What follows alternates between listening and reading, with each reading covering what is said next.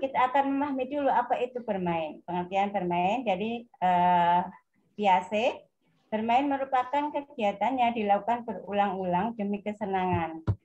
Kemudian menurut Herlock, bermain adalah setiap kegiatan yang dilakukan untuk kesenangan yang ditimbulkan tanpa mempertimbangkan hasil akhir. Kemudian untuk Ismail, menuturkan bahwa permainan ada dua pengertian. Permainan diartikan sebagai aktivitas bermain yang murni mencari kesenangan tanpa mencari menang atau kalah.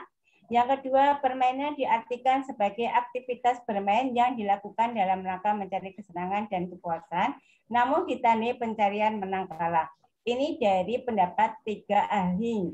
Mungkin masih banyak lagi ahli lainnya yang berpendapat tentang pengertian apa itu bermain. Tapi dari 3 ahli ini dapat satu kesamaan ya, bahwa bermain itu yang dicari anak adalah kesenangan. Kemudian ada beberapa metode untuk pengembangan kegiatan main anak, yang salah satunya adalah bercerita atau mendongeng.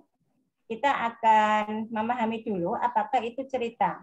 Cerita adalah rangkaian peristiwa yang disampaikan baik berasal dari kejadian nyata atau non-fiksi, ataupun tidak nyata, yaitu fiksi. Kemudian kalau dongeng berarti cerita rekaan atau tidak nyata atau fiksi. Jadi Ibu Bapak, kalau dongeng itu adalah cerita. Namun kalau cerita belum tentu dongeng. Ya. Kemudian apa sih pentingnya bercerita atau mendongeng bagi anak? Nah, ketika seorang itu memberikan nasihat kepada anak, akan sangat lebih berkesan ketika nasihatnya itu berupa cerita atau dongeng, ya, daripada nasihat murni. Kemudian yang kedua, melalui dongeng, sebuah komunikasi dan kedekatan emosional dapat tercapai. Karena kalau Ibu Bapak dulu waktu kecil pernah sering diceritai, didongengkan oleh orang tua, itu kan akan mempererat hubungan antara orang tua dengan anak. Begitu juga di sekolah antara anak dengan pendidik. Dari dongeng pula, pentingnya adalah transfer ilmu, nilai, dan keteladanan. Ketika anak itu mendengarkan orang yang sedang mendongeng atau bercerita tentang suatu cerita, di situ dia akan mendapatkan ilmu dari cerita yang dipaparkan oleh orang tua atau guru di sekolahan. Juga nilai-nilai atau keteladanan, ya, tergantung dari apa yang diceritakan. Kemudian dari dongeng pula dapat mengasah daya pikir dan imajinasi anak. Dapat juga menjadi langkah awal untuk menumbuhkan minat baca anak. Kenapa? Karena ketika anak itu sudah cinta dan sudah senang sekali dengan dongeng, maka dia akan terus mencari, terus ingin terus mendengarkan cerita atau dongeng, sehingga dia nggak mau bergantung hanya kepada pendongeng atau ibunya atau ayahnya atau gurunya. Dia akan mencoba untuk bisa membaca sendiri dongeng-dongeng tersebut. Kemudian dari pentingnya dongeng tersebut bisa disimpulkan manfaat mendongeng adalah atau bercerita, yaitu yang pertama mengembangkan fantasi, empati, dan berbagai jenis perasaan lain dibangkitkan. Ya, jadi ketika kita mendongengkan atau menceritakan hal yang sedih, hati anak itu ya akan ikut sedih pula, gitu ya. Kalau semangat ikut semangat pula dan lain sebagainya. Fantasinya pun ikut akan berkembang. Kemudian yang kedua menumbuhkan minat baca seperti tadi ya. Yang ketiga membangun kedekatan dan keharmonisan. Dan yang keempat adalah media pembelajaran. Selanjutnya, jenis-jenis dongeng. Dongeng itu ada fabel, mungkin Bapak Ibu tahu ya. Bisa ditulis di chat, silakan. Contoh-contoh dongeng hewan atau dongeng fabel, monggo silakan. Atau legenda, silakan diberikan contohnya yang Bapak Ibu tahu.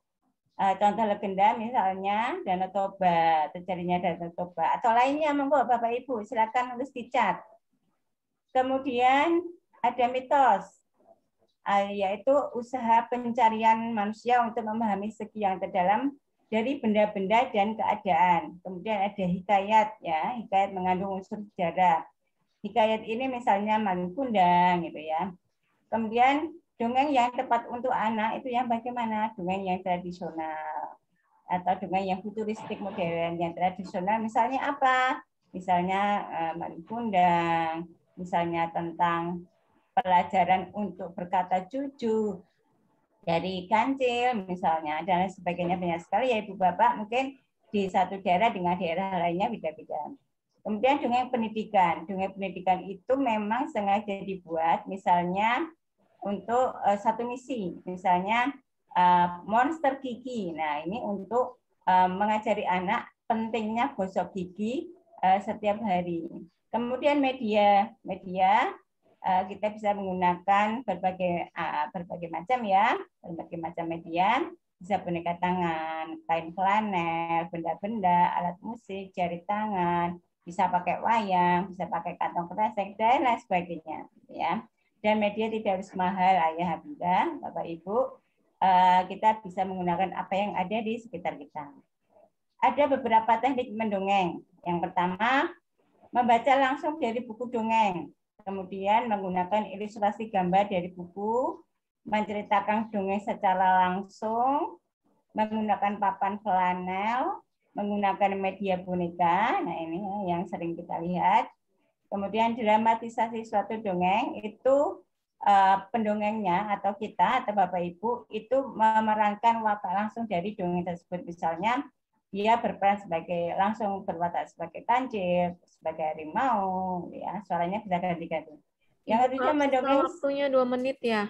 Ya, mendongeng sambil memainkan jari-jari tangan. Nah itu teknik-teknik mendongeng. Nah kesimpulan dari paparan ini adalah bahwa bercerita atau mendongeng besar sekali manfaatnya bagi pengembangan anak usia dini, Bapak Ibu. Untuk itu hendaklah setiap pendidik mengembangkan kemampuannya dalam bercerita atau mendongeng.